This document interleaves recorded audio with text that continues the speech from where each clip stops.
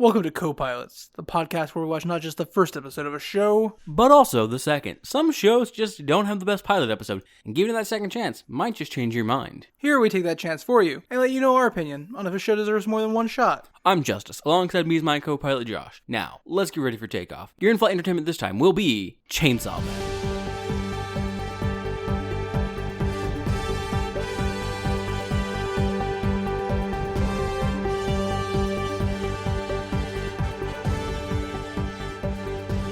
Chainsaw Man is an anime. Yes. We are an anime podcast. No, we're not. Okay, but it's an anime that came out in 2020. No. I'm 100% sure it came out in 2020. I hate to break it to you, but you're 100% wrong as well. Look, I remember the hype. Chainsaw Man had so much hype, and it plugged so much of my newsfeed that I just didn't want to, engage with it at all. You're right. After and during, the peak of its first, major saga, story arc, it was getting really, really popular. Yeah, in the anime. No, in the manga, the tail end of 2020. It's just insane to me because, pulling back the curtain a little bit here, normally we pick a show, watch it together, then record this podcast. But yeah. The other morning I was like, I want to watch Chainsaw Man because I figured it had a whole season, maybe 2 at this point. And some of us knew better, aka me. So I started Chainsaw Man. And there's only 4 episodes in English, guys. Yeah. It just started, last month. Mm-hmm. Anime hasn't been around that long. The English dub just started last month. I'm sure the Japanese has been out for 2-ish months. I think it's only 2 episodes ahead. Oh. So my point 2 being... or 3, some shit like that. So my point being... Chainsaw Man is from 2020. That's what my brain says. The manga got really popular in 2020. Yeah, you're not wrong. It's insane that the manga was so popular that it was polluting my newsfeed that much. People really, really liked the design for it a fuck ton. I don't watch a lot of Anitube, on YouTube. Yeah. But, every Anituber I do catch, even if I just watch, a little bit of their stuff, yeah, they were talking Chainsaw Man. Yeah, because it was really, really Chris hyped. Broad was talking about Chainsaw Man. Yeah. And he doesn't talk about anime. Mm-hmm. You know they've had, Pochita plushies for a long time, right? You kind of want one now, don't you? Yes. Okay, so Chainsaw Man, in broad terms, is about a very, very poor kid who becomes part devil, basically, and then murders other devils. No, do you want to know everything I knew about this before we started? Yeah, sure, go ahead. Okay, have you heard of the anime No Gun, No Life? I have. I've watched No Gun, No Life. Have you? No. So you had no gun, and thus no life. Sure. My point being, I thought Chainsaw Man was a derivative of No Gun, No Life. Not necessarily the same thing, but no, it's actually a spin-off of No Gun, No Life. Like how when things get really popular, you get yeah, like how you've had Isekai for the past 10 years Sword Art now. Online. Ever since Seo did it. Which is sad, because there were things they did beforehand and better, but whatever. There were things they did it beforehand. I don't know if they did it better. I would argue Dot Hack did it better. Dot Hack did not do it better. That anime is a train wreck and unwatchable. Dot Hack did it better. It still didn't do it well, but it did it better than Seo. You have to play the video games to understand the story.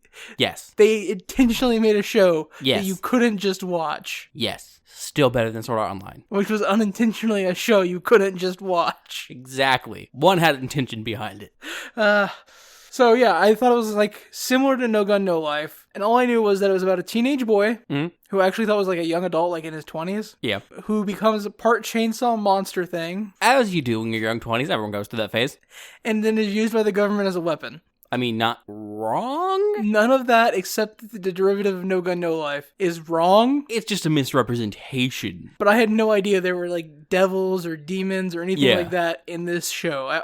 I thought it was all, science-y shit that turned him into a chainsaw monster. And I thought, that's stupid. Nope. How does he exist now? What does he do with his hands? Have you not watched Edward Scissorhands? You learn to deal with it. Not when they're chainsaws. Yeah, it's just, instead of cutting hair, you, do strawberry and stuff. You're a topiary expert, which apparently you can also do with scissors for hands. Really, Edward Scissorhands does a bad job of clarifying whether his hands are scissors or shears. They're closer to shears. Exactly, right? But that's not what we're talking about this time, though.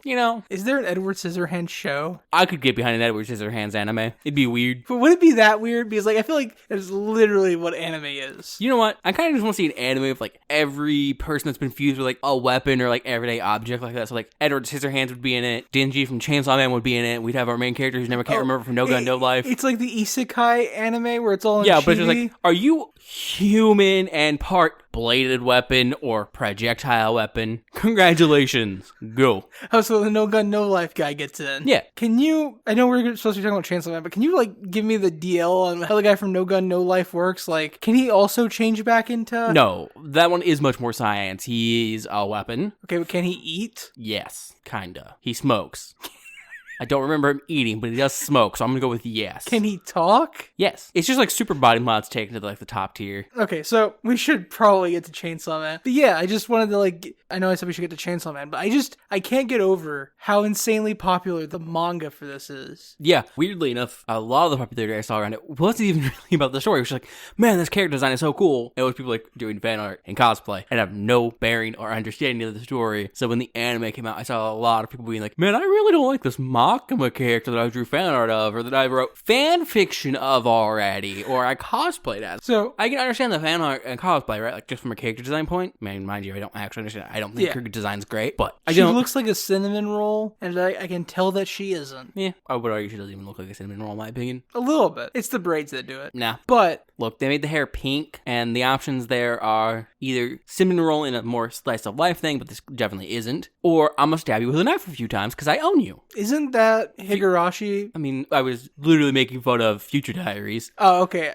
And, you know, Gasai, who has ruined pink-haired characters for, like, everyone, really. And the overwhelming concept of yanderes. But, I mean, Higurashi follows the same logic, yeah. Depending on your route in Higurashi. I don't know about routes in Higurashi. I never played the game. I only read the manga. I mean, that's basically the same. Have you read all of the different, like, versions of the manga? I read the entirety of the manga. Yeah, you know how there's branching, like, timelines? Yes. Those are basically your different routes. I was really confused by it when I first started, like, volume 2 or something. Yeah, no, the manga is basically, here's what this route is, but as manga.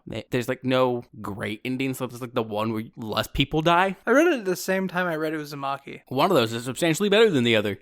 Yeah, and it's obviously Higurashi. I mean, it has a game. It did. Junji Ito doesn't have a game. He doesn't even have an anime. Right? I mean, he does have an anime, actually. He has, like, 2. Sorry, that doesn't even have an anime. Uzumaki doesn't have an anime. Yeah, Uzumaki doesn't even have an anime. Higurashi has 2 anime. Right? Because the first one was so bad they had to remake it. The first one was so bad. Oh, God, the first one was so bad. We should probably get into Chainsaw Man. I'm sorry for spinning us in the opposite direction. Yeah. I had something I was going to say, but I totally forgot that line of thought. So, with Chainsaw Man, we open up with... first-person camera? Yeah, we have a young man, like, opening a door. I remember what I was going to say. Okay, go. It's in regards to art. Because you're talking about the fandom was, like, so excited about the character designs and stuff. I know that manga art and anime art, even, like, when they go to impersonate the style of the manga artist... Yeah, there's always some differences. Yeah. I was, like, less than 2 minutes into this... Yeah. And my brain was like, MAPPA. Yeah. MAPPA is like my favorite animation studio. It's ridiculous how good their stuff looks all the time. They use CG so well that like there's a fight scene near the end of the first episode that uses CG quite frequently. Yeah. But it's so hard to tell when it is and when it isn't. The only way to really tell is if you've looked to notice the differences between the two a lot. And generally, in my opinion, a lot of the time it comes down to like just looking at reflections and the way light's working on a 3D model. It always, in my opinion, most of the time, except for when it's like the best ever, and you don't know until someone mentions that as 3D, is like the light's always just slightly different with the way it reflects or reacts to objects. So when you say like the best ever, you're talking about like Final Fantasy Spirits Within? No, I'm talking like Berserk. Every Berserk ever. Okay, so back to the anime. Like you said, we started a first-person perspective. Yeah, we see our main character. He's, you know... We don't know he's our main character. There is literally no way to tell what this dream sequence is. If this is the main character, if this is Makima, if this is the dog, the chainsaw dog, whose name I just forgot. True, but we see, from first person, then we see someone reaching for a door, and then we are with our main character waking up and heading out to start his workday. So, you know, pretty easy to assume it's an assumption. It's Dingy. You're making an assumption. I am. Whoever would have guessed in this show where we review 2 episodes of the show and assume the viability of it based on 2 episodes, I would make assumptions. You know what they say about assumptions. I am an ass. This is known. Yeah, no. I also, the main character, like you said, his name is Dingy. Yes. Denji. I love that as his name because it like describes his entire atmosphere in this first episode. Yeah, he wakes up in like a small little shack. Calling it a shack is like... It is a tin shed. It is a tin shed, yes. Although it has more natural light than our apartment does, and I'm kind of jealous. Now, No, our apartment has more natural light than that. We just don't let the light in. Specifically, you don't. Light is evil, and I hate it. Also, his apartment, I don't think has any light fixtures in it. Apartment? Sorry. Also, his tin shed also has, like, no light fixtures in it. Yeah. Which is also similar to our apartment. That one's true. I mean, the dining room, kitchen, and hallway have light fixtures, and so do the bathrooms. But the bedrooms and the living room, no lights. Yeah, no.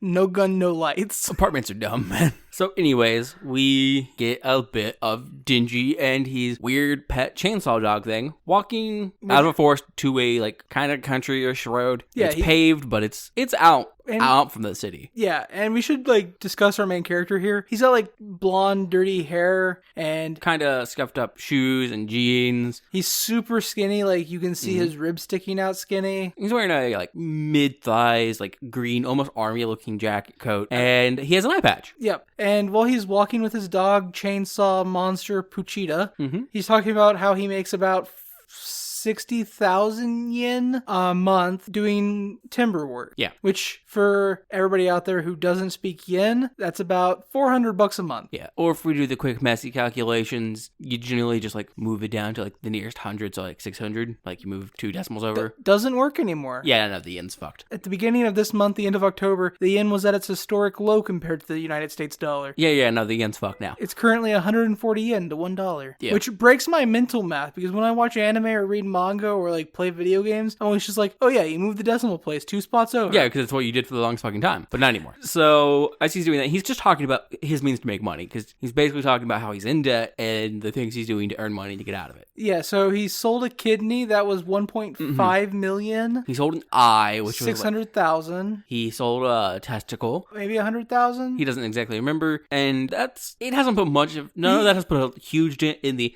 38 million yen he owes. Yeah. And it's not his debt. We find out later it's his father's debt. And his father did the noble thing of dying and leaving all your debt to your children. Yeah. Of course, it's not like government or legal debt, because most countries don't force that on their children. A lot don't, yeah. But it's debt to the Yakuza, so... Yeah, which, probably a good thing to pay back if you don't want to die. Yeah. So, as he's walking and talking, we learn that the thing he makes the most money on in this, honestly, surprisingly good exposition, in my opinion, given the fact that it is telling and not showing. Yeah, no. Because it does a good job of showing as it tells. Yeah, and the thing he makes the most money on is devil hunting. Devils are worth about 300,000 for him. About 300,000 yen, yeah. So, roughly like 2 eyeballs.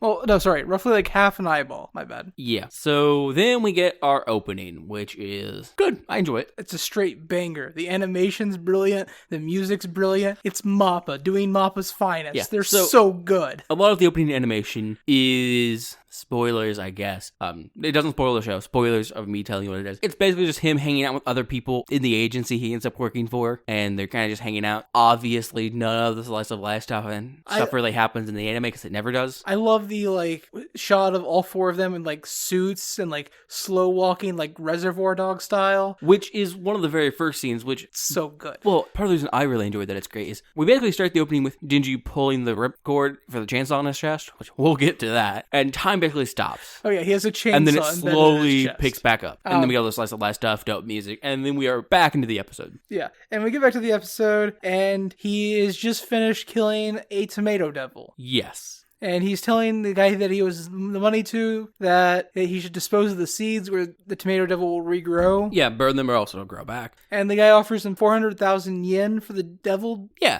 but then he's like, however, you got to pay interest on what you already have. Your loan fee plus interest is 230,000 yen. Leaves you with 170,000 yen. But after finder's fees and all these other fees, and then we cut to him walking home. And Dingy's made about 70,000 off this. So roughly like $500 now.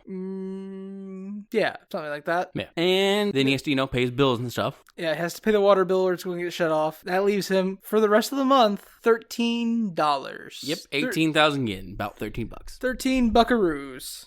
So, his plan for dinner for him and Pochita, his little devil dog thing, chainsaw devil dog, is to be what he calls carbivores, which means they're going to go home and eat a slice of bread. Half a slice of bread each. Yeah. They can't even afford a slice of bread each. But on the way home, the Yakuza guy that he owes the money to stops by in his car and like his driver makes Denji swallow a cigarette for 100 yen. Doesn't make him, offers him 100 yen to swallow a cigarette. Yeah, which is like 60 cents. Yeah, to which he does get the money because he does do it. There's a bit more to the scene before him, but 60 cents according to Denji, basically. So that 100 yen is enough for 3 more days in a month, is what he's saying when he's talking to Pochita about it. Well, yeah, I mean, if you're only eating like 3 slices of bread a day, yeah, and you can probably get a loaf of bread for about $1.50. I mean, it should be like at 3 slices of bread, you could probably get like 5 or 6 days out of it. Yeah, who knows? But no, wait, there's 24 slices of bread. So the Earth Space don't have American bread products. About 4 days. So yeah, 3 days. Who am I to question Denji? He knows Japanese economy better than I do. Yeah, but before that, the old man and the driver are sitting in the car, and the driver is talking to the old man, the head of this Yakuza, or at least the portion of the higher-ups that is dealing with Denji, and he asks him why they're even fucking paying Denji or putting up with him. Yeah, so I've been shorthanding it to Denji owes the Yakuza 38 million. Yeah. But the way it seems, this guy isn't himself Yakuza. He's part of a smaller gang that also works for the Yakuza. I mean, he's Yakuza. He's just not like the head of a family, it doesn't seem. He's like maybe a lieutenant. Well, it's because the way he talks about the Yakuza as if they're a separate entity. I don't really think so. I think we just keep using the term Yakuza because, well, English speakers know that, and it's just they're standing for mob, and so he says the word Yakuza a lot in the English dub. Fair enough. So the guy explains to the driver, though, and thus to us, the audience, the reason why they have Denji doing stuff. Yeah, the driver's like, does it really make sense for us to have him out there killing devils? Like, how does that actually benefit us? And the guy's like, well, normal devil hunters wouldn't sell their bodies to the Yakuza like this because it brings too much risk to them. But Denji, he's a loyal dog. He'll do whatever you ask of him. Yeah, and then that's when the driver stops down and he's like, it's where he gets the idea to be like, I want to make this guy fucking eat a cigarette, like a half-finished cigarette. Whatever I ask of him, I'll give you 60 cents if you swallow the cigarette, which Denji doesn't do, actually. He takes the cigarette, puts it in his mouth, then the guy warns him about running off, and then when the car pulls away, he spits the cigarette back out. Yeah, so assumingly the smart thing to do would be he gathered saliva in the bottom of his mouth, put the cigarette out in it, and then just held it to the side of his mouth. Yeah, so he then goes home,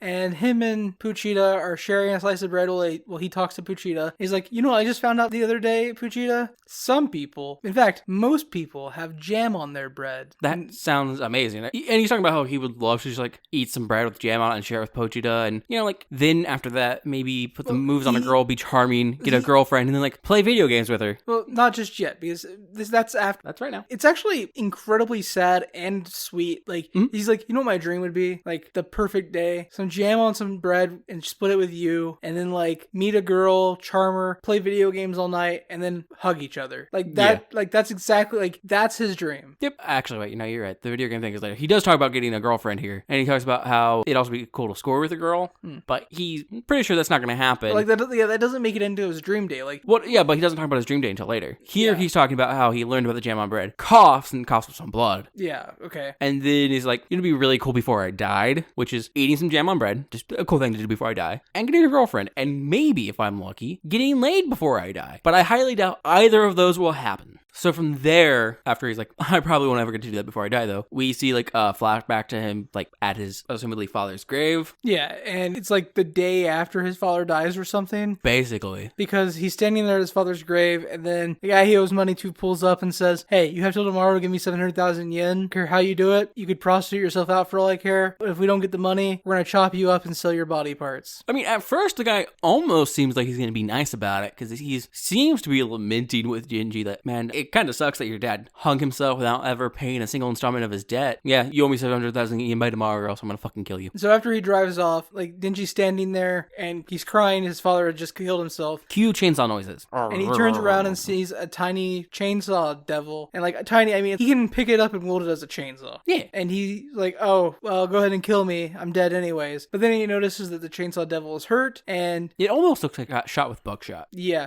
And so he lets the chainsaw devil eat some of him because human blood heals devils, and in doing so he creates a pact with the devil. The chainsaw devil will help him survive because he helped the chainsaw devil survive. Yep. And so then we see the chainsaw devil here being Pochita. Yeah. So then we cut to an alley where we see like a dead devil, small devil bodies flop down, and we see then a young Denji holding Pochita, the devil demon chainsaw he's just thing, saying, let me kill devils for you. Yeah, hire me to kill devils. And then we're back to the present, and this is where Denji talks about like how his perfect day would be eating jam. He'd been trying to sleep, and then he's like, I'm too hungry to sleep. And he's like, and when I can't sleep, I think about money. Yeah, and then he's like, but if I could dream, I would just dream of the perfect dream, having some bread with jam, charming a girl, playing video games all night, and then falling asleep hugging each other. Yep. Like, that's his perfect dream. So as he's lamenting that, he gets a knock on the door, and it's the guy in charge of Denji. My first thought was like, the fuck, dude? Can't you give the guy a little time to sleep? He literally just killed a devil for you, like, earlier today. And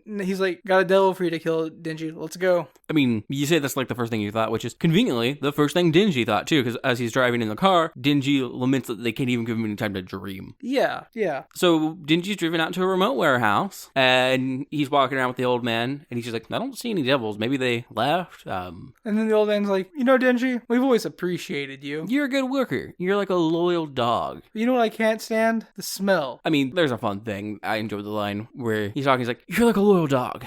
You always do what's asked of you, and like a good dog, you do it for cheap treats. Yeah. But you know what I never liked about dogs? The stench. And then the other guy from the car earlier in the day stabs a katana through his chest. And Pochi. Right through Pochita, like comes out right underneath Pochita's mouth. Yep. And then they both, and this is actually a brilliant scene in like the animation. Denji like coughs blood, and then we cut to Pochita, who also coughs blood, but somehow looks adorable coughing blood. Yeah. God damn, Pochita's adorable. And then we find out that the Yakuza man decides, you're basically dead anyways. Allow me to explain my big bad evil plan, by which he just means why I betrayed you. Apparently, there is a devil in the warehouse. Yeah. Fire on the mountain, run boy, run. And like Denji did like 8 years ago, they've also, the Yakuza in general apparently, this branch of Yakuza, this Yakuza group, because it's Yakuza is just basically another word for mob, or mafia, or gang, whoever would have guessed. But there's only one mafia. Uh-huh. There's only one mob. Yeah, in the big names. But they've decided they'll also make a contract with the devil for more power. They didn't really like think through the terms of their deal. They were just like, we want more power. And the devil was like, cool, I can give you more power. And we learned that they didn't think through their terms here, because we see what looks like a tentacle, which it is actually, sneak up the guy's coat and then pull him back to the shadows, and then leaning forward just like this weird half torso, but with no arms or head. And like 3 faces in the torso. Yeah. And then just like a weird floppy like muscle and artery equivalent of tentacles underneath it, holding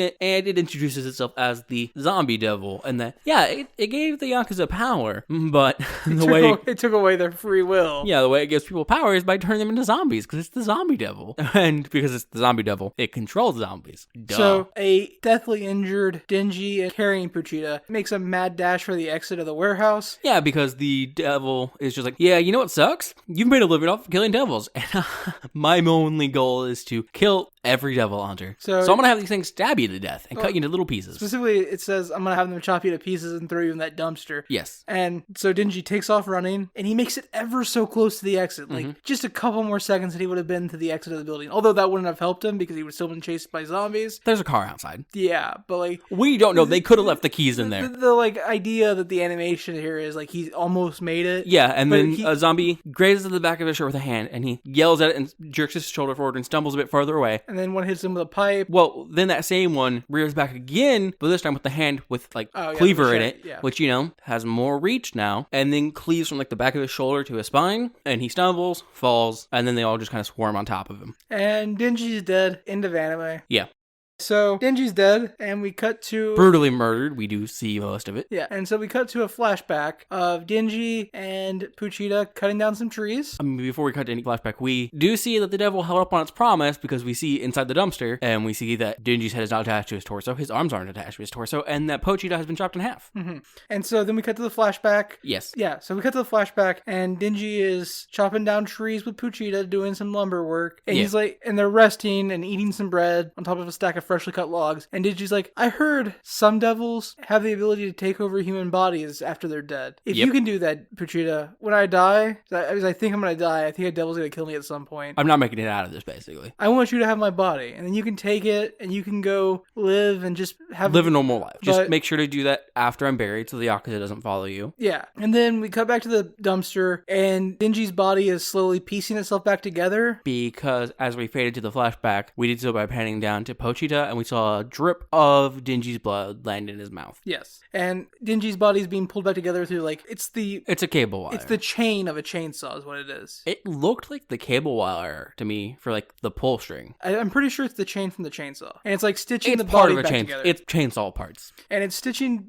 Denji back together, and he climbs out of the dumpster. Well, he snaps awake and climbs out of the dumpster, realizing he's alive still. Yeah. And he's also got a ripcord now in his chest. Yeah, well, we don't see that part. We see him being pieced back together, and then we see Pochita and Denji together in the dumpster again, and it's bright, and neither are injured, and Pochita's sitting on his chest. Okay, yes, I forgot about this part. And this is where Denji's asking Pochita if he's going to take over his body, and Pochita replies, like, actually talks, and it's just like, no, I'm going to give you my heart so you can live, but in exchange for that, I want you to live your dreams and just share the experience with me. And then Denji doesn't get a chance to answer, and we see, like, Pochita, like, fuse into his chest. This scene strongly reminds me of the end of Parasite. Yeah, where Migi just, like, says whatever his fuck. Yeah, and he's like, you don't owe me anything, just live your best life. Yeah, basically just that. Also, but, like, Migi's fading away, Migi's quote-unquote death, much more saddening than Pochita's. Because you've been through, like, 26 fucking episodes. Because we've known Pochita for, like, all of 14, 15 minutes,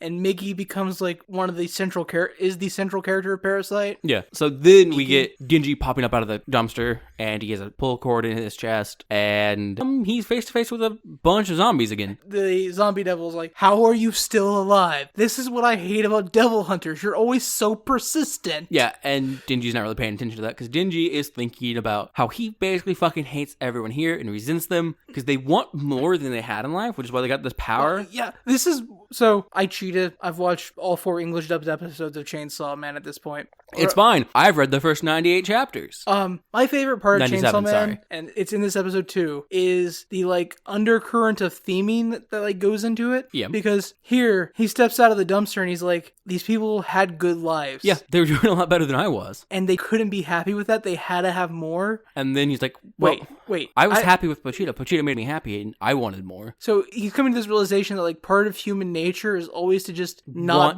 be completely satisfied and want more out of your life. Yeah, but he feels bad about it, and now he's going to kill a bunch of zombies and the demon. Yeah, devil. So he pulls the ripcord in his chest, and then his arms and head become chainsaws. Well, no. He pulls the ripcord in his chest. Nothing happens. Like, he yells about how he's not going to deal with it. Strikes a cool pose as he pulls the chainsaw ripcord. Nothing happens. He gets piled on by devils. The zombie devil by zombies. Nothing happens. He pulls the chainsaw ripcord, and, like, you hear a grrr, like the startup noise of a chainsaw. You hear, like, a failing grind to start. Yeah. Like, it fails. Like, you pull the cord and you hear, like, a sputter, and then you're like, man, fuck. And then the zombie devil's like, eat him this time. Let's see him come back from that. So they all pile on top, then they're all just there, and the zombie devil's like, man, that was easy. And then they all get cut in half, because now he's Chainsaw Man. So he's got a chainsaw forming in, like, the middle of a forearm, down in between his main fingers, not thumb. like if you were doing the Star Trek thing. Live long and prosper hands, but with a chainsaw in between your fingers. And then his head is now also a chainsaw. Like, yeah, the head is actually a chainsaw block,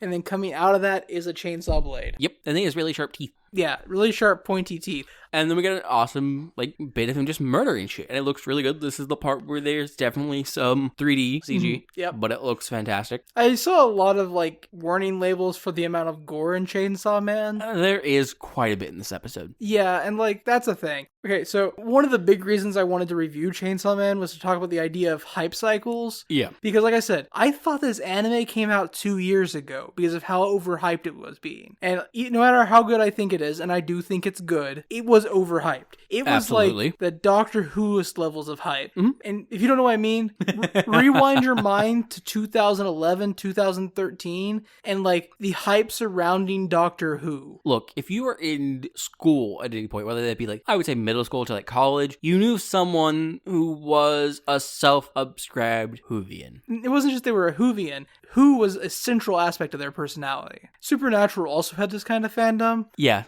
And the overhyping of stuff, to a certain extent, is fine. I would have never watched Supernatural if, like, 6,000 people hadn't told me Supernatural was the greatest thing ever. I watched about half of Supernatural. It's not the greatest thing ever. That's Being Human, the literal best live-action television show ever made. About supernatural beings. But it is why I ended up watching Supernatural. But with Chainsaw Man, the hype cycle started before it, like, ever even entered anime development. Yeah, basically. It's like the hype cycle that preceded No Man's Sky. die. Yeah, I would agree. Although Chainsaw Man could have never like disappointed people as much as no. But anyways, Yeah. So where are you going with the original point though? I just wanted to talk about the concept of hype cycles because That felt like something we could talk about at the end of the episode discussion, which was literally in like it had a something. scene and a half. It had Yeah. something to do with this. Yeah, that's why I was asking where you were going with it. Killed a bunch of things. CG looked good. Blood and gore. You heard a bunch about Oh yeah. So, but like with the overhype, all Yeah. I heard about was like how gory and bloody it was. how gory and bloody it was, and like how cool the characters looked, and like I knew nothing. Like I said, nothing about the actual show. My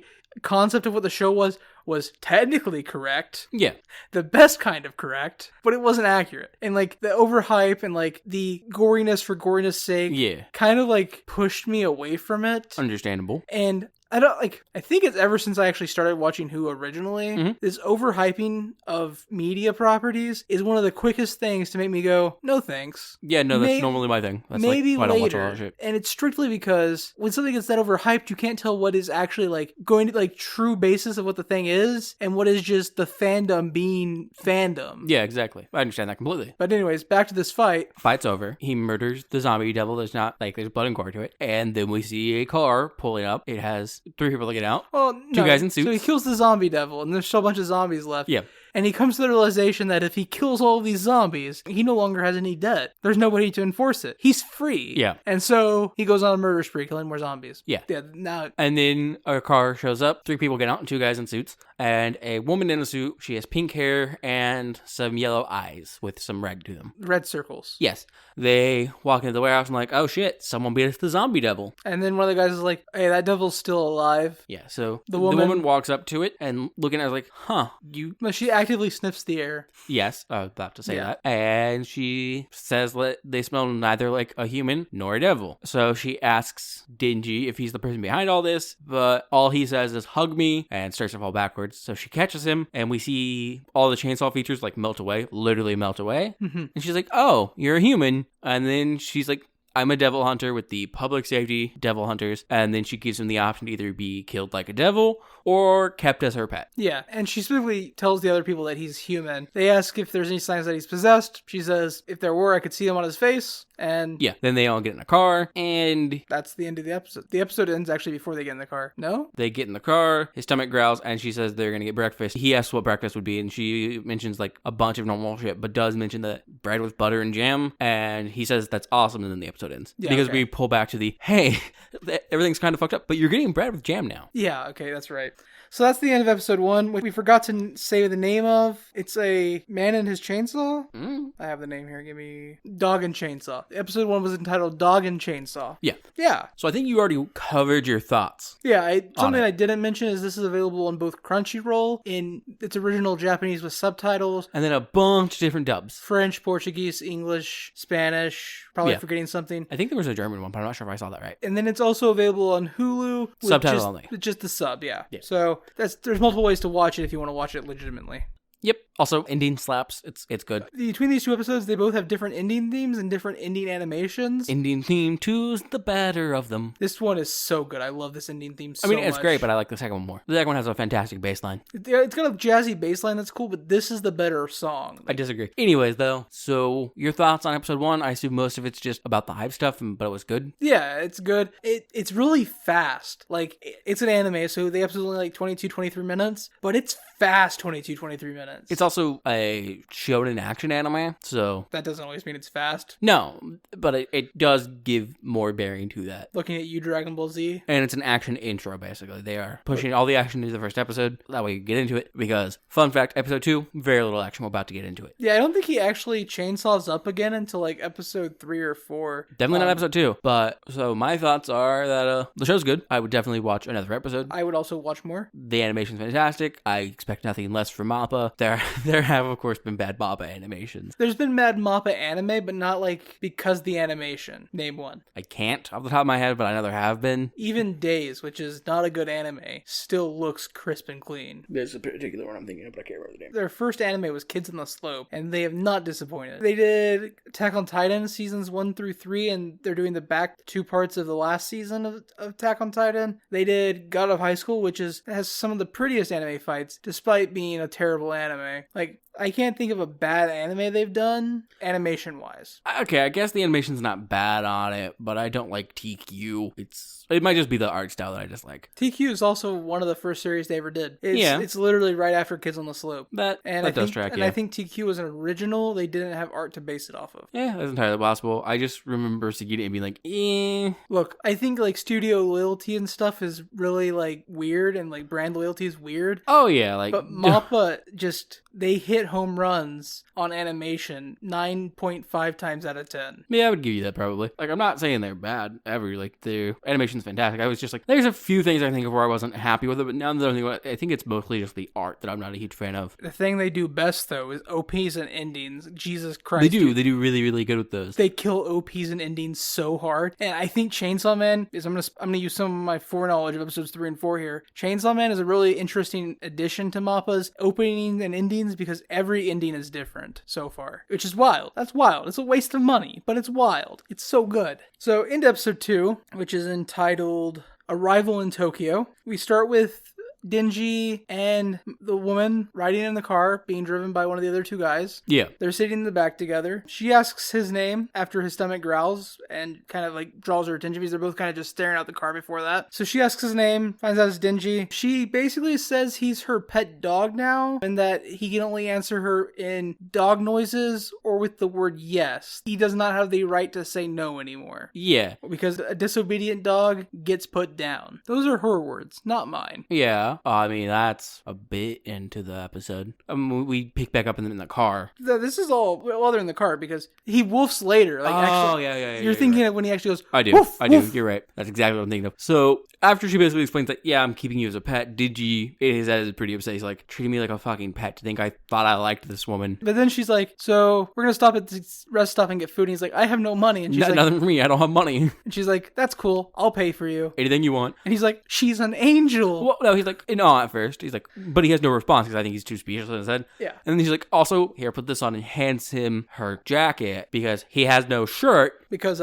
he was stabbed and cut up into lots of pieces. And then he chainsawed. Yeah. So that's where he's like, oh my god, she's perfect, she's amazing, I think I love her. Yeah, because like, and you have to remember, Denji is a person who's had very limited human interactions since his father died. He literally says, no one's ever been this nice to me, especially someone as attractive as her. He's like, people usually tell me I'm stinky and I'm filthy and they want nothing to do with me. So Denji has spent about 8 years to a decade of his life, because he's 16 here. And he was like 8, I think, when his dad died between 6 and 8 years old. Yeah. I don't have an exact age for that. But like, so it's been about a decade of him being treated like shit by everybody, living on his own, having nobody around to support him. The only people he actually socializes with are Yakuza members who like war Yakuza members. They're dead now. Yeah, who use him. Then his pet chainsaw dog, which is also gone now. Like, he's had nobody. And then suddenly this woman shows up, and well, yeah, she's telling him he's not human. He's not worthy of being seen on the same level as her. She is treating him more like a human than anybody else ever has. Yes. There is also a brief moment here in the car where he gets sad because she basically, as she's talking to him about a pet, and he's like, this woman treated me like a dog. His brain then remembers, oh yeah, my dog is dead. Yeah, he has this weird, like, dysynchronous thought in his head where he's like, she's acting like I'm a dog. And then he's like, oh yeah, but I treated Pochita like amazing. So being a pet doesn't mean that you get treated like shit. Bad. Yeah. But like, so basically the moment he declares his love for her in his brain, we get our opening. It is really interesting to me, though, how somebody who can treat somebody as if they're subhuman, but still, in some cases, that is the best that person's ever been treated in their life. And, like, that's the case in this anime for Denji. Yeah. But it's also true in real life, and it's why, like, people get into toxic relationships and stay in them. Yes, it is. And it's horrible. Terrifying and horrible, but, like, God, I love this anime. Fuck. So, we pick back up after our opening, which is the same, and they are now eating on a bench outside, and no. They order udon. He orders udon and sausage on a stick. She orders the udon curry. Yeah. But he passes out from blood loss and exhaustion before he can eat. And then they're at a bench getting ready to eat, and she asks him if he thinks he's capable of eating by himself. And I can't tell if he actually thinks he can or if he's just, like, playing it up, but... Well, actually, sorry, but before basically she lets him eat, she has to interrogate him. Yeah. So he passes out from it. When he wakes up, she asks him how he became the weird Chainsaw Man thing that he is. So, he goes through explaining what happened in the first episode. He's like, well, Pochita died, and then we kind of fused together, and now I'm this Chainsaw Bro. And she's like, that's weird. There's not a lot of precedent for stuff like that. This we should mention is all before he passes out. Yeah. And before he actually eats. So this is after they order food before he passes out. Yeah. Because he almost passes out here. And he is where we basically learn that it's pretty much probably due to blood loss, because he's like, no, I did lose a lot of blood. Yeah, so then he passes out from what he thinks is blood loss and exhaustion, and eventually... Well, she does tell him that, well, your pet dog's not dead. Yeah. He's inside of you, literally. I can smell both devil and human. He's literally your heart now. Literally part of you. Like, he is taking the form of your heart. So once he wakes up after passing out, he asks her if... This is also where he asks her name, right? Or is that... He asks it after they eat? Yeah. Yeah, okay, that's right. Because he's about to comment how fucking cool it is that his pet dog is now literally inside his chest, passes out, wakes up, and he's like, hey, can I eat? And she asks him if he needs help eating. Yeah. And, I can't tell if he's, legitimately oh, yeah, actually, I'm so exhausted that eating would be impossible, or if he's like, oh, wait, she's offering to feed me. Yes, please. Yeah, he seems to contemplate it for a moment, and he's just like, I don't think I can, so she literally feeds him. And then he makes dog barking noises. Because throughout the entire time she's feeding him, she repeatedly reminds him that, oh, you're such a good pet. You're like a well-trained, loyal dog. And he literally barks. You're such a good boy. Mm-hmm. And then he asks her name, and she tells us that her name is Makima. Yep. Denji then asks her what kind of men she's into. And, she takes a moment to reply. She is the most manipulative. Mm-hmm. Because her reply is, right now, I think I'm into the Denji kind of man. Denji type guys. Denji type guys, yeah. And then we hear in Denji's head, he goes, dude, that's me. And then we see the two of them walking down a street, and Denji's just replaying the conversation in his head. And he pauses to reply to the conversation in his head, and then say it out loud to her that, Miss Makima, I think I'm into you too. He says it out loud, but she's continued walking because he just randomly stopped on the fucking sidewalk. Yeah. So I'm going to get into this while we're here. Do it. Because she, as we're going to find out here in a minute, is the head of a government, subsection of a government agency. Tokyo Devil Hunters Division 4 or something like that? Yeah, Division 4. 60 Division 4. Yeah. And is reasonably in her mid-20s. Yeah. Yeah, at least. And she is literally treating this boy as if he's a pet. And he is 16. And manipulating him. Yes. This is And then gives him a job. Yeah. And he has no education, hasn't had an education, assumedly since he was 6 or 8. So... This is textbook grooming, yeah? Yes. A little fucked up. Oh, more than a little. So, Denji catches up with Makima, and she's showing him the Tokyo headquarters for Devil Hunters. Yes. Which is where they are. They head inside, and she's explaining that there's over 1,000 Devil Hunters in Japan. But the Devil Hunters of the Tokyo, department of Devil Hunters, the, government official ones, have all the best perks. They get more paid time off. They get more time off. They get holidays. They get better pay in general. Better retirement plans and insurance and as she's talking about that, Denji's brain starts to wander, and he's thinking about how, man, Miss Makima's totally into me. I definitely have a shot with her. And then from there, which they're in an elevator going up at this point, they've walked through the lobby, we then cut to her handing him some clothes. And she says, put these on. You've got all that, right? And he's like, what? Yeah, sure. Zoned out completely. Too busy thinking about how he totally has a chance with his new boss. And it's similar to the outfit she was wearing: black pants, white button-up t-shirt. Tie. Although his doesn't have a jacket. Yeah, no jacket, but it does have a tie. Yep. So once he's changed, she introduces him to Aki Hayakawa. Yes. Who is another coworker of Denji's now, and also another underling of hers. And he will be shadowing Aki today. Yep. He freaks out because he's like, I thought I was going to be working with you, but da-da-da-da-da-da. Yeah, and Aki's just like, no, she's way out of your league, responsibility-wise. And, he's throwing a fit, but she's like, hey, if you do well, maybe eventually we'll work together. Mm-hmm. So he's all excited all of a sudden, and he gets dragged out to go on patrol with Aki. And so while him and Aki are just walking through Tokyo, he asks him, is Miss Makima a good person? No, he just asks if she's single here. Yeah. Good person's after. You're right. And Aki's like, hey, actually follow me into this alley. I have something to show you. And then proceeds to beat the shit out of Denji in the alley. Yep. Because he's like, look, people that join the Devil Hunters for no good reason, I don't know, following here just to try to shoot your shot with Miss Maki is a bad idea. Most people like that who don't have a strong, good reason to be a Devil Hunter die. He doesn't say most. He specifically says all. Yeah. All people who don't have good reasons to be Devil Hunters are dead. That's what happens. They just die. They can't survive it. They don't make it. They don't have a good reason. And he says, quit now or tomorrow, beat the shit out of you again. Yeah. And so he spits his cigarette out onto Denji's chest, then spits on the cigarette and turns to walk away. And then Denji gets up and kicks him in the balls 7 times. Yes. like kicks him, the guy falls down, and then proceeds to keep kicking him. And the entire time that he's kicking him... So the best part is, after he's down and he kicks him the full 7 times, he goes, you didn't lie, you were going easy on me, because Aki mentioned that he was going easy on him by beating him up now and like forcing him to quit instead of like risking his life. Mm-hmm. And Denji's like, you weren't lying, you were going easy on me, because whenever I fight a guy, I aim for the nuts. True. Arguably more importantly, though, the entire time he's doing this, he's yelling at Aki like, this is the first day anyone's treated me like an actual person. I was given bread. I was given food. I had udon. I had sausage. I had sausage for the first time. Udon for the first time, too. Yeah, which I assume these aren't actually for the first time. He probably had them when he was a lot younger, but... maybe not. For the first time his father was apparently neglectful. And in a lot of... Yeah. But it's entirely possible he actually had these before, but like in recent living memory. In basically. At least a decade, yeah. Yeah. And he's just like, I will die before I give up this life. And then he kind of steps back and like hesitates, like maybe I wouldn't die for it. Like he also fixes his tie now, which was not tied before this. As he's standing above him saying he'll die for this, he takes his tie and adjusts it, which just is like a really cool shot because I shot it from underneath. He's fixing this tie that was a mess before. There's blood splattered on his shirt from where he got beat up. And as he's doing this, Aki stands back up and like shoulder checks him and then punches him. Yeah. And Denji just like, after taking the punch, kicks him in the nuts again. And Aki falls down. And Aki goes, you weren't lying. Kidding. Yeah. Yep. And then we cut to Denji and Aki standing in Makima's office. Standing is a strong word. Denji has dragged Aki back and is holding him over his shoulder. Yes, and he reports that Aki got attacked by a nut demon. Nut devil. There are no demons. They're all devils. A nut devil who just kicked the shit out of his balls. Yep. And then Aki's like, he totally made all that up. And Makima's just like,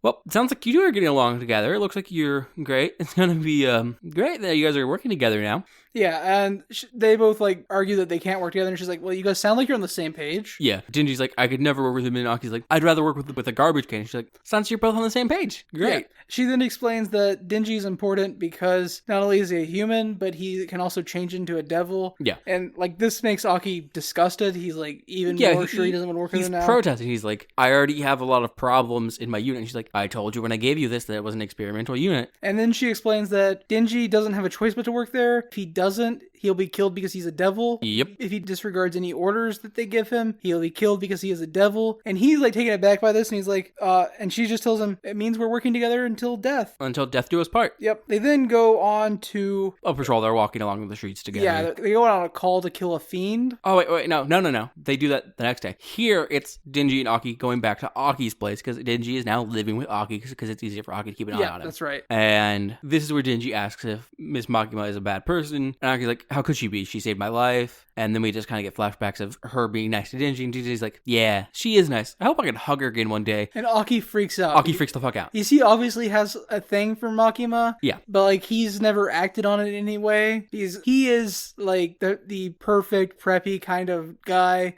Yeah, there's this really great example of what I'm assuming is actively chosen as a choice here, not to match lip flaps, because we don't pay attention to the lips in this part of the scene that I'm about to talk about. In the office, when Makima's explaining everything to Aki, that Denji can turn into a devil, he asks if she is being serious with him at this time. Yeah, are you being serious with me right now? As of right now? Yeah, are you being serious with me at this time, as of right now, something like that. A long-winded, much more polite way to say, are you fucking with me? Or are you being real? Like, which shows that he is a more formal person in a really, really easy way. Because Japan is weird and has, like, informal and formal language that is quite different. And like, Japanese as a language is actually, like, 4 languages that stack on top of each other. And at the lowest level, you have, like, family and friend common language Japanese. And at the highest family level, and extremely close friends. And at the highest level, you have, like, ritual and prayer and, like, high business dealing Japanese. Yeah, that seems to be kind of the way he's assumedly talking to her. And, like, the fact that they managed to translate that into English by making his sentence structure here tilted and a little bit weird is brilliant. Yeah. It's a goddamn brilliant move. It's honestly a great translation that really keeps the spirit of his speech. So, at Aki's house, Denji finally fulfills his lifelong dream. And by lifelong, I mean, like, 3 or 4 days long dream now, because he only recently heard about it. Yeah, because he wakes up, it's the next day, and he's making some breakfast. Which is toast yep. with jelly and butter and honey and marmalade and cinnamon. I think it was apricot jam, apple jam, orange marmalade, honey, and then some cinnamon sugar to finish it all off. Yes. And he is super fucking happy. And also, he's made quite the mess. Yeah, so... which we see Aki being extremely irritated about. Once he eats this, they head out on their route, and they're called to a house that has a fiend. We do see more of them in the place, because we see him taking forever in the bath, because he's never had a bath in his place, or a shower, assumedly. And he's just kind of like drumming on the side of the bathtub, being super happy, cheering, like singing, and Aki's getting frustrated. He also passes out on the toilet because he definitely did not have a toilet in that shack either. And we just see him enjoying everyday amenities. Yes. Basically. Yep. And then they're out on patrol. Yep, so then they're out on patrol, and they go to this residence where there's a fiend. And so Denji's like asking Aki what a fiend is because he doesn't know exactly the difference between a fiend and a devil. He's been killing devils. And Aki's like, they teach you this stuff in school. And Denji's like, yeah. I didn't go to school, man. So Aki explains that a fiend is what happens when a devil takes over a corpse of a human, which is essentially what Denji told Puchita could do, but instead Puchita didn't do. Yeah. And Denji's like, well, then how can you tell them apart? And Aki's like, it's pretty obvious. And then we open the door into the apartment. Specifically, Denji goes, doesn't that make me a fiend? And Aki's like, no, you're not a fiend. You're something else. Yeah. And Denji's like, well, what's the difference? And he goes, you'll tell when you can see their face. Yeah. And he opens the door, and it's clearly like a distorted person. It looks like he's wearing a kabuki mask. The eyes have like rings in the colored part of it, the iris. Yep. And it's got like beetle fangs on its face. Yeah, and it's very kabuki theater-esque mask, in my opinion. It's all these human things, but have been exaggerated a bit with some more animalistic things added to it. Yep. And so Aki tells Denji to transform and kill it. Instead, Denji takes it and kills it with an axe that he has. Yeah, because ever since he started going on patrols, Denji has been carrying around like a little hatchet. Yeah, he's a hatchet man. And so he kills this fiend pretty quickly and pretty painlessly. One shot to the neck, cuts its head off. And Aki's irritated that he killed it so quickly. And Denji goes, well, when I use my powers, things get really messy really fast. And I wanted it to be quick and painless. Because he basically explains the idea, like, felt badless for the guy. So Aki, angry and upset, shoves Denji against the window and is like, just stop sympathizing with them. A bunch of devils killed my family. Those guys down there, we see some cops. He's like, they're working the best to protect their families from these monsters. And their communities from these things. When I kill a devil, I make sure it's slow and that it suffers. Yeah. It implies / vaguely hints at that's how he's going to kill Denji. And so Aki says, and you're out here trying to make friends with them. And Denji goes, yeah, if one wanted to be my friend, I would. I have no friends. Yep. And like Aki shoves him and walks off, but like I think that actually gets to Aki a little bit. Yeah. Because Aki also seems to not have friends. Like, I would agree, yeah. We both have the advantage of like a little bit more knowledge than we should have for these two episodes. Yeah. Aki seems like a person who's also kind of like out of like the bounds of normal society. I would argue most devil people hunting demons / devils would probably be out of normal touch. And so, like, it kind of, like, eggs him because he also is like, well, I probably don't have very many friends either. But Denji specifically has never had friends, never had people treat him with kindness. Yeah. And so if a devil was like, hey... you want to be friends? Yeah, obviously they're going to be like, yeah. Like, and, like, Denji isn't going to be like, yeah, cool, we can be friends. I'll help you, like, eat people. But, like, if the devil was like, hey, you want to be friends? I won't eat people. I mean, I don't think he'd even have an objection if it was eat people, but, like, he wouldn't help with it. Yeah, simply. Yeah, that's fair. But, like... so, anyways, the episode then cuts to Denji and Aki in Mazima's office. Nope. No? No. Sorry, yeah, there's a bit here. I mean, the bit's actually kind of important for later character motivations. Denji being a perv. Yeah, Denji kind of reveals to himself the real reason he didn't kill this guy so quickly by turning into Chainsaw Man. Which he didn't lie to Aki. It does get messy, and that's why he didn't want to do it, but he didn't want to do it because he saw a stash of porn mags, and he wanted them. Just as the saying mags, but for all of the people who are, like, not from a time period where paper media existed commonly, he means magazines. Yes. And so then he takes a moment to like kind of reflect on like how much stuff he's done recently that's kind of in some of his dreams to already do, because he takes a moment to like kind of remember Pochita and everything. And at this point he's wondering if Aki's like doing things to fill his own dreams, if what Aki's dreams are basically. Mm-hmm. And he's even thinking about like Makima's dreams and stuff. And then he gets distracted by the fact that he really, really wants Makima to hold him again, or maybe better yet, he could touch Makima's chest.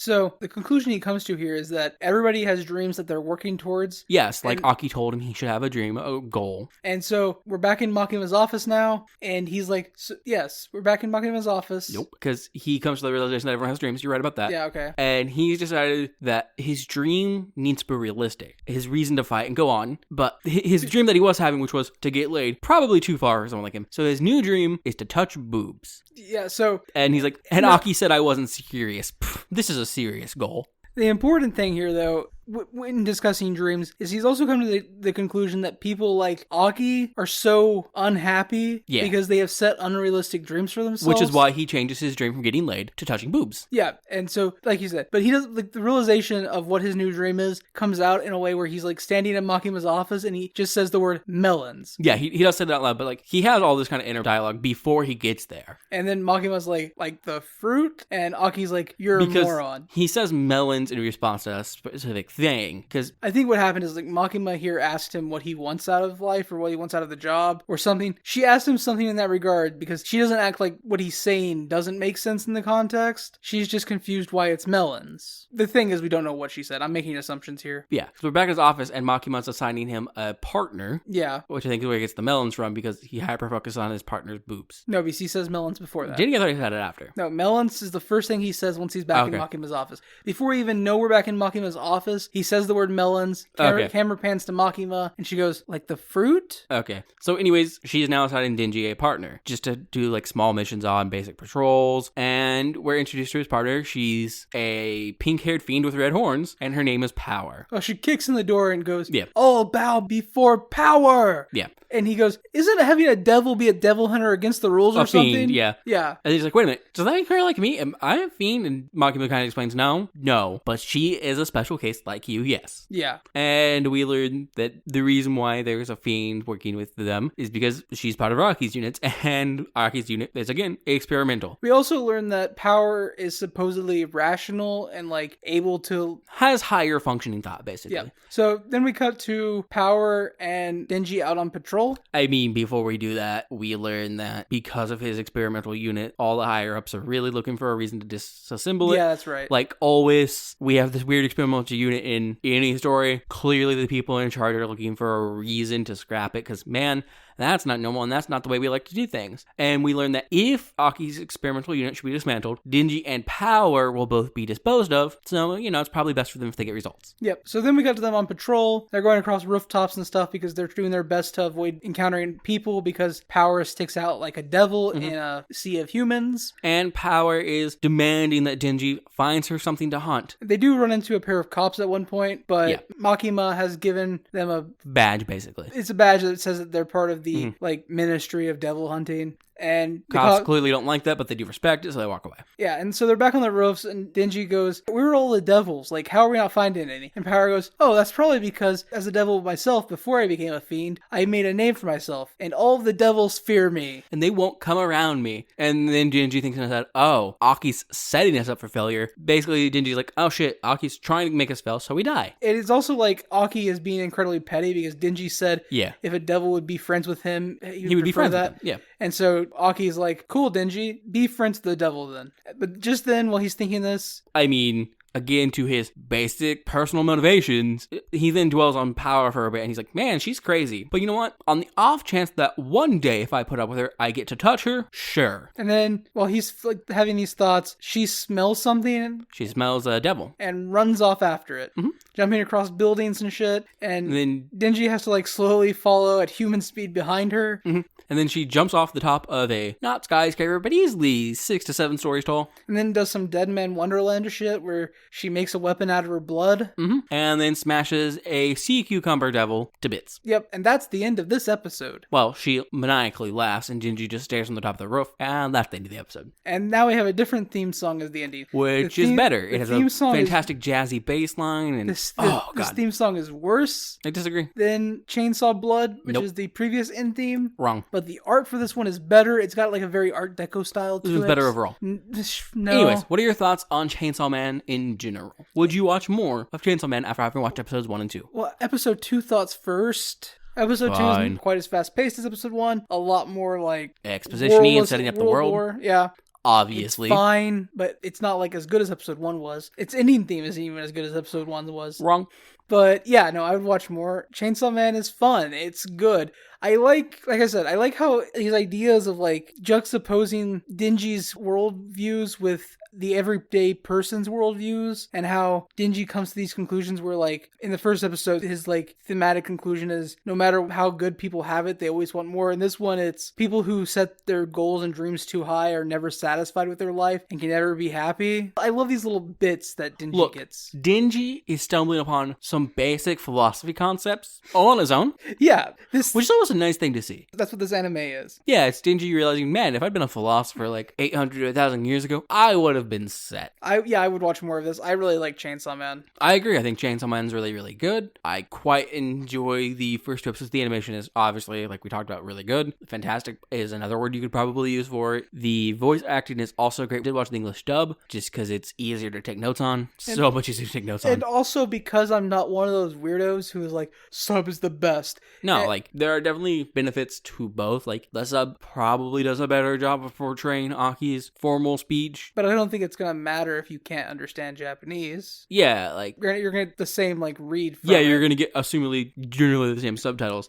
Your subtitles might be more formal because it's easier to make a long subtitle than it is to match voice. It's easier to do that than the ADRing the voice correctly to the speech, but like it's not going to change too much. Yeah. Another thing I would say in regards to dubs and subs is dubs are, like, in general, dubs are just easier to watch. Well, yeah. And there are anime that are better subbed than dub, and that's when their dub is ridiculously god awful. Yeah. I think like the best example I can think of off the top of my head is like Little Witch Academia.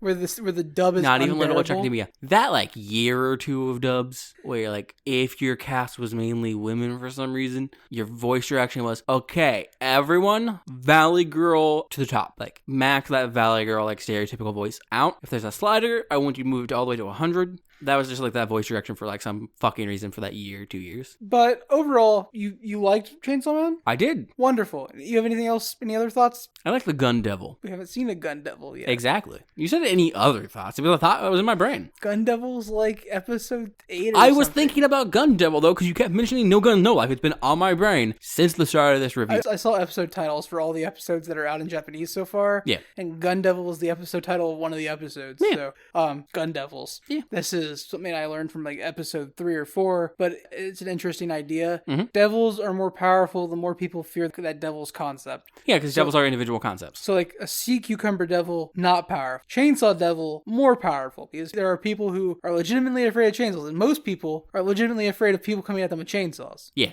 Gun Devil, I assume, would be more powerful than that. Yeah. Blood Devil has some weird power levels as well. Yep. Which, even before she mentioned she was a Blood Devil, I assumed Power was a Blood Devil based on her Makes the most blood. sense with power. Yeah. Yeah. Anyways, though, so you would watch more Chainsaw Man. You never answered that question. Yes, I did. I said I would watch more. I don't think you did. I think you're a liar. No, I said it. Nope. That's fine. You're a liar, Devil. If what I accidentally learned because I was curious about something holds true, liar devils would be insanely powerful. Because apparently it's not just how much people fear it, but it's also like how powerful the concept itself is in some ways that influences the power of a devil. Who knows? If you want to figure that out, you know what you should do? Watch Chainsaw Man. Or read it. There's like 111 chapters, so not the longest manga ever. It is going to be one of those anime that outpaces its manga. Probably. Because in 6 episodes in the anime, they've covered 15 chapters of the manga. So hold on. It's 3 episodes. Well, 14 and a half. 3 chapters per episode, roughly. Mm-hmm. And they have 111 chapters. Yeah, it should be. 33, that's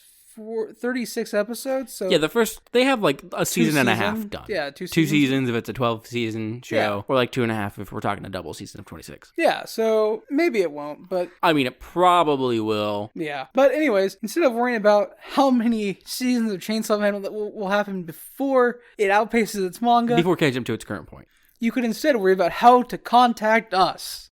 Which, let's face it, you're honestly not worried about, but we're going to tell you anyways. And you can do that by emailing us at copilotsreview@gmail.com. Hitting us up on the Twitter at copilotsreview, but we also need to set up a Mastodon account because Twitter is going to die. I mean, I'd prefer if Twitter died, yes, but the inherent structure of Mastodon's also problematic. I don't know anything about Mastodon except that's where Neil Gaiman went, and Neil Gaiman's a legend. I mean, so did System Mastery. Like, there are good things happening on Mastodon. The initial setup and, like, reasoning for some of their choices is problematic, but also money issues as well. We'll talk more about that in the cockpit. Yeah, which you can find those and all of our other episodes, obviously, by going to our website, copilotsreview.simplecast.com. And on that website, there's also links for our Twitter, our Discord, our YouTube, our Patreon, our email, and the podcast itself. Yeah. So, thanks for flying, and please fly again.